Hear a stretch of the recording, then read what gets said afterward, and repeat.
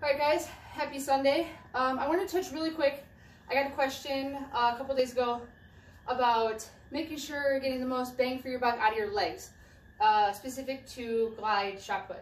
So the question is, Coach, how can I make sure I'm really using the most that I can out of my legs through the movement? So my short answer for that is staying low and loaded. So what that means, I kind of touched on it previously and in the entry video, is everyone's entry is going to look a little bit different.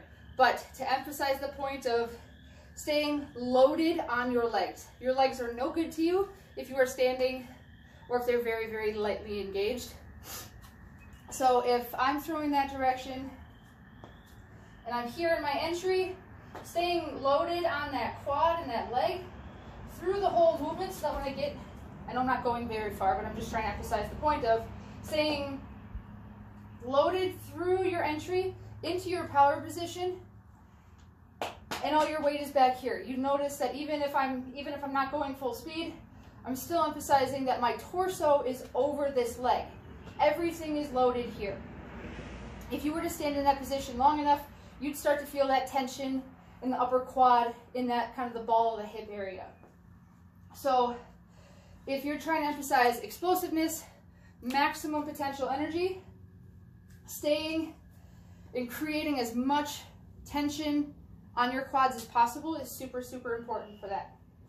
So again, if I'm here really combusting, kind of compacting myself, creating that, tightening up that ball of energy, and I put a lot of emphasis on that because it is so important.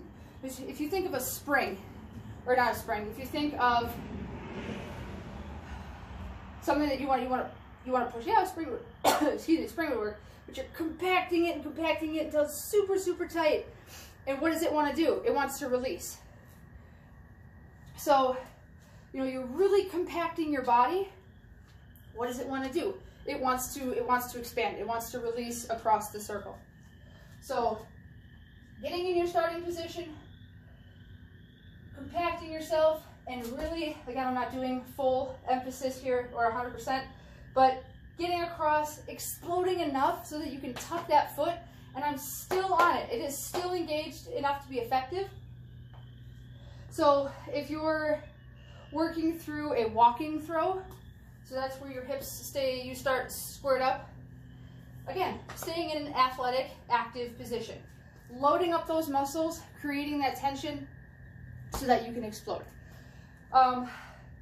Discus is very similar. The tension there, a lot of it comes across the torso as your feet are leading in your arm. Torso, shoulder, your arm is way behind you as you're rotating through the circle. But at the base of it, just think about creating tension and what that feels like. So whether you're doing exercises or actual throwing drills, make that your emphasis so you understand what that feels like.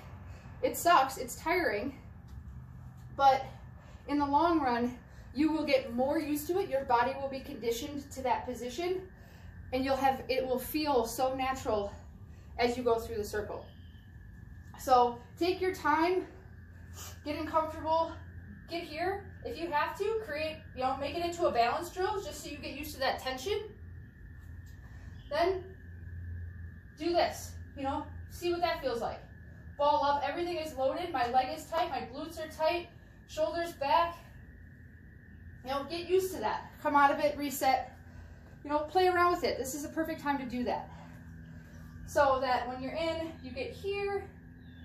And again, you can just get used to the explosive part. You don't, I talk a lot about working backwards in order to move forwards. So if we're just talking about doing this, I don't care what your landing looks like. Get used to that explosive movement backwards. Then we can start talking about getting the feet turned a little bit to land in your power position. So work on those. Walk through it. If you have any questions, leave a comment. Ask your coaches and throw far.